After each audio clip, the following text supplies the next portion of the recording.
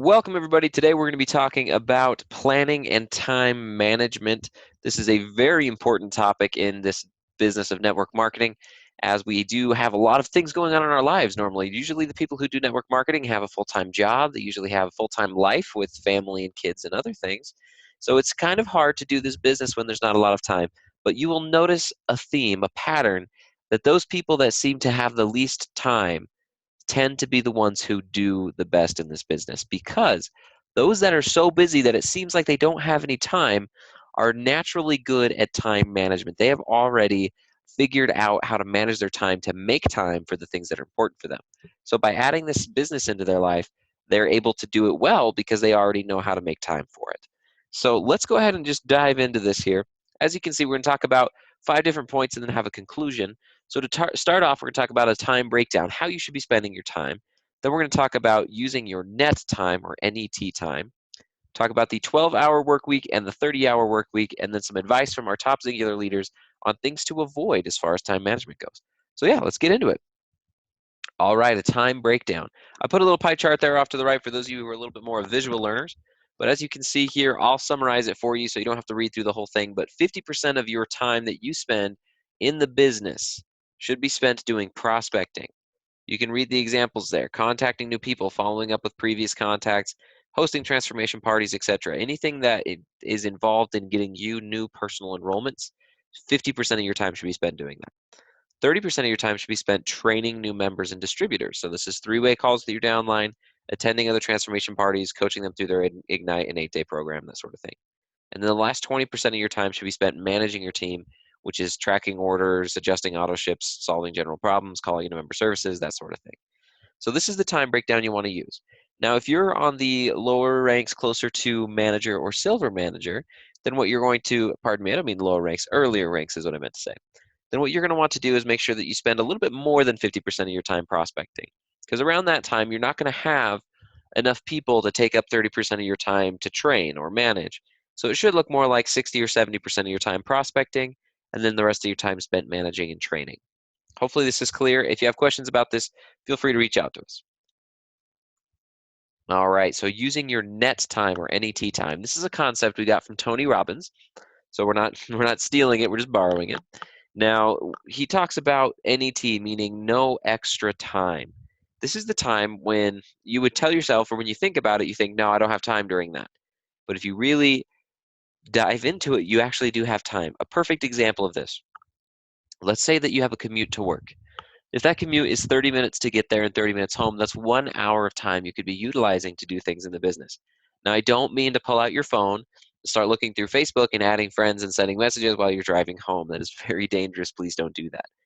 But instead, you could be listening to an audiobook that's training you on how to be a better network marketer.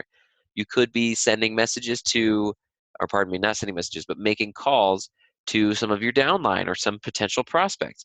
But it's the point is, it's time that you wouldn't think that you could use, but you definitely could be using to build the business. Because what else are you going to be doing while you're driving?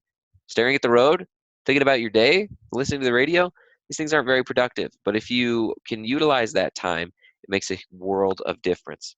In fact, we learned from Russ Fletcher recently. There was an American gymnast who became the best gymnast in the world, best male gymnast in the whole world. And when they asked him, hey, what did you do to become the best of the best? He said, well, if I'm being honest, it was 15 minutes. People said, 15 minutes? No way, you probably put hours and hours of practice into your work. What do you mean 15 minutes? And he said, well, every day when I was at the gym and people, when I'd see everybody else leave, when every other person left and I was the only one left in the gym, I would stay an extra 15 minutes. Every day when we would take a break for an hour, I would cut my break 15 minutes short and get back to work. And by doing those extra 15 minutes every day, I made the difference to become the best of the best. So 15 minutes is a world of difference if you can just make time for 15 minutes. So that's going to be the block of time that you're going to want to look for in your net time. Now, as you can see here, I'm going to kind of jump it around, but as you can see here, plan for 15-minute increments, right? A lot of times we tend to compartmentalize our time through the day. We think, I'm going to wake up and spend an hour getting ready. I'm going to spend 8 hours at work. I'm going to come home and eat dinner and relax for 2 hours, and then I'm going to bed, or whatever else it is that you have to do. Spend time with the family, run errands, whatever else it is. Now, rarely ever are you going to be able to find a very compartmentalized 2-hour chunk of time that you can be doing in the business each day.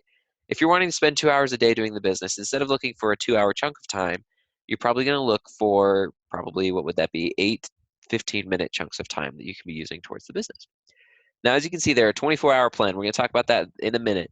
Everybody gets the same 24 hours. It just depends on how you use it, right? If you think about professional sports, we mentioned gymnasts earlier. There are, hundreds of gymnasts that want to be the best, and they all get the same 24 hours. What makes the difference is how they're using it, how much time they're putting into their work and what they're using their time for. It's the same thing in the business. We all want to be the next gold ambassador or the first gold ambassador. But to get there, we need to be using our 24 hours wisely. Now, next step here, the what is net time? We talked about that.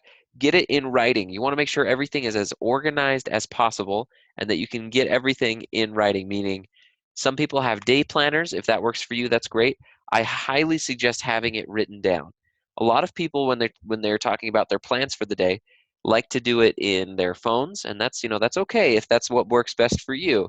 But I highly recommend getting it written down on paper because it's very easy to keep track of things on your phone and then forget something and maybe have a reminder that you just ignore, and then you don't, then that reminder's gone and you can't find it anymore, or things along those lines. So it's really easy for things to get lost when they're digital, but if you write them down, it's easier to keep track of them. So get it in writing if you can. If you prefer to do digital things, that's fine. Just make sure that you are very meticulous and careful about it.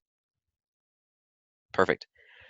We talked about the 24-hour plan. Now, this is what we're talking about with everybody gets the same 24 hours. It depends on how you use it. So if you have a full-time job, then this right here might be what you want to look for, a 12-hour work week in the business.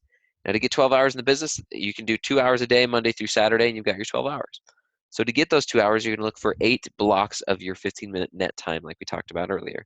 Now, this personally for me is just the breakdown of what I thought would work in my own personal life. It's going to be different for everybody else because if you have kids and whatnot or different errands to run, it's going to be different. So for me, I could get up 15 minutes early and have 15 minutes in the morning before I get ready. There's one. My morning commute is actually, about 15 minutes. I got one there. I could eat lunch a little bit more fast than usual and have probably a half hour of lunch break there that I could be using. So there's 2 actually. After work, waiting for my spouse to get home from work. She gets home a little bit later than I do. There's another 15 minutes. Afternoon commute, driving home. When I get home from work and we're probably making dinner or something, that's 15 minutes there. Before dinner, after dinner, and before I go to bed, there's a lot of time for me personally. I keep my time pretty open. But the point is to look through your day and find the different 15-minute blocks of time that you can be filling and then plan for those times so that when the time comes along and you get to that 15-minute block of time, you know what you're going to be using that time to do. You don't spend 5 of those 15 minutes figuring out what you're going to do to try to be productive. If a to-do list works best for you, then use a to-do list. If not, just whatever works best for you. Perfect. So if you spend 2 hours a day doing the business, then 1 hour should be spent doing prospecting. We talked about that. That makes your 50% of time spent doing prospecting. I put 5551 here. These are your daily habits. We talked about that on another webinar. 5 contacts, 5 names added to your list, 5 follow-ups, and 1 post to social media every day. That's minimum. All right, here we go. This is the 30-hour work week. For those people who only have a part-time job or don't have a full-time or don't have a job at all and they're, maybe retired or something, then you're going to want to shoot for a 30-hour work week, which is going to be 5 hours a day, which is almost a full-time job of doing the business, Monday through Saturday. So you're looking at 20 blocks of 15-minute net time. That's 2.5 hours should be spent doing prospecting, the 5551 like we talked about. And honestly, this is based off of the 1 a week plus 1 if you're wanting to get 5 enrollments in a month. If you want to get more, if you want to get 10 enrollments in a month, you can go for 10, 10, 10 in one. The idea is that however many enrollments you want in the month, that's how many contacts, follow-ups, and names added to your list you should be doing every day. So if you're shooting for 30, it should be 30, 30, 30, and 1. But yeah, so this is the idea is you want to look for those chunks of net time, have a plan for what you're going to do during that time, and then be ready when the time comes along. All right, here we go. The daily habits calendar off to the right. This is just a way to keep track of the 5551 or whatever, however many you're shooting for. It's kind of hard to see, but there are 5 blocks under each different category for each day. So you can go marking off how you did that day. Now this is very helpful because you can get to the next week and take a look back and see, oh my goodness, I did really great with, was this contacted a ton of people, but my follow-ups were a little weak, so I need to do better this week. And then you can keep track of how you're doing and hold yourself accountable as you go through it. You can also use it if you want for follow-ups. It just depends on how you want to use this. It's a good resource. We're working on getting this into the back office right now, but it should be on our Facebook page. You can reach out to us at fielddev@zingular.com, and we can get it to you as well. All right, now let's jump into this. Advice from top Zingular leaders on things to avoid. So we went and talked to some of our top Zingular leaders, asked them for their biggest time wasters to try to avoid, and we came up with this list of, I believe there's 7 of the best things to avoid. Okay. First one, when adding friends to Facebook, don't do detective work to see if they are worthy of being friends. Just add people and don't waste valuable time. This is called pre-qualifying. Do not pre-qualify. Don't scroll through and think this person has too much money, or this person doesn't have enough money, this person doesn't have any weight to lose. Don't do that. That leaves money on the table and it wastes your time. Don't even do it. Just add them. Next, when there is a lot to do, make a to-do list, like we were talking about earlier. Being busy is different than being productive. If you have a to-do list of things that need to get done, you can go through your productive things and make sure that you're spending your time doing productive uh, activities. Whereas if you just have 15 minutes and you think I should work the business right now, you might spend 15 minutes doing something in the business that could help, but it might not be the most productive way of spending that time. So having a to-do list can be can be really helpful. As you can see there, work smarter, not harder. So the next one here, let me point so you can see where we're at. Right here. Oh, pardon me, did not mean to go to the next page. Let's come back. There we go. When working with builders, don't drag people along. If somebody isn't serious about the business, don't beg. Those who want it will make time for it. Another word for this is run with your runners, right? Give them all the same opportunity to the business. Those that complete your assignments, spend time with them. Those that don't waste your time. Just keep working with those that do. All right, when you're building, don't compare yourself to others, even if they started around the same time. This is your journey, own it. So this is a great one because everybody's journey is going to be different, right? Everybody has a different path to run down. It's not like it's a race and you all start at the same time and you all have the same obstacles to go over and whoever finishes first is best. That's not the case. Everybody has different obstacles, everybody has different time frames. Just don't compare yourself because it's a waste of energy and time, and you'll end up hurting your own confidence if you do so. All right, when calculating your pay, learn about the comp plan, but don't try to learn everything there is to know about the comp plan. Just go to work and you will get paid. I thought this one was interesting. Now, you probably want to know a few basic things like how much money you're going to make per enrollment based on the kit that they get. And then maybe you also want to know, how to calculate what your monthly bonus is going to be. Those things are very helpful. Those are good things to know. You probably don't need to know exactly what percentage of volume we're going to pay out on the 5th level non-rapid rewards residual earnings order on a regular order, not an auto ship, right? You don't need to know that detailed. You don't need to go that detailed into the comp plan. But if you do have questions about those deeper questions, feel free to call us at Field Development or even at Member Services, and we can answer those. Okay, now last two. When coaching, use the resources around like Xander, Build, Member Services. Especially these 3 are awesome to help your people through their 8-day rather than being in contact with them each day.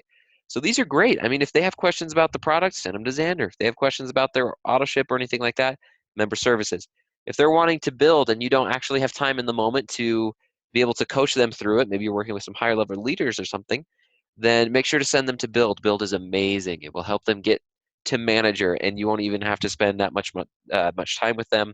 They'll get them through those basics and give them a solid foundation so that you can start working with them once they know what they're doing. Okay, the last one, when enrolling, don't wait for people to come to you, go find them. Now this is huge.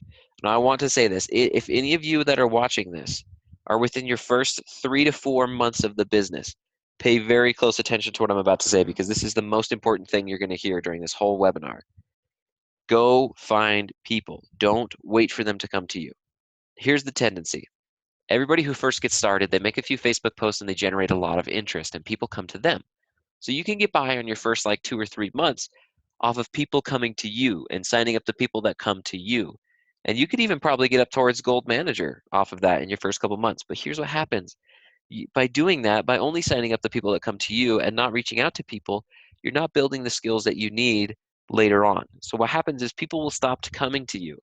You won't have any more hot market or warm market to sign up, so you have to start reaching out to people who aren't coming directly to you. If you haven't already built those skills, you're going to go through a learning curve. You're going to get to your 4th or 5th month, and you're going to notice that your rank starts to drop, and you're going to be confused as to why. Well, it's because you have to start reaching out to people and not wait for them to come to you. So you have to build those skills, and you go through that learning curve eventually you will start learning how to reach out to people and sign them up, and you will come back up. So it's not a doom and gloom thing. You will eventually bounce back. The idea is to just make sure that you're practicing now within your first couple of months, practicing reaching out to people. So when the moment comes that you need to reach out to people, you're already comfortable. You already know how to do it, and you don't have to go through that learning curve or that lag in your volume. All right, so I feel like I hit that nail right on the head. So let's go ahead and move on. Okay. So in conclusion, you want to calculate how many hours you're going to dedicate to the business each week, right? Based off of your regular 24-hour day that you have, how much net time you have. Find all the times in your day that you can fill with those net times that we talked about.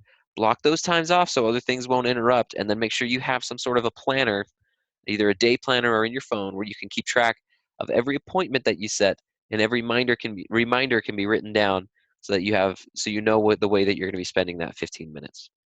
All right, stay organized for long-term stability. This is huge. So by staying organized, you make sure that you don't leave any money on the table. You're following up with everybody that you talk to, and you're able to help everyone who comes and reaches out to you as well. Have a daily habits calendar to make sure that you're keeping track of what you're doing every day, and you can stay consistent day to day. A day planner we just talked about, and then your master prospecting list. This is huge. So a master prospecting list, what that's going to do for you is help you to avoid that time waster of pre-qualifying. Instead of sitting around thinking, who should I contact next, you can just go straight to your master prospecting list and say, all right, who's the top 3 on my list? I'm going to call these 3 people right now. So make sure to have these things in order and in place so that you can save that time and be really productive with your time. And that's all I have for you guys today on time management. I appreciate your time in watching this video. If you have more questions about it, reach out to us at Field Development and we can help you out. Thanks, everybody. Bye.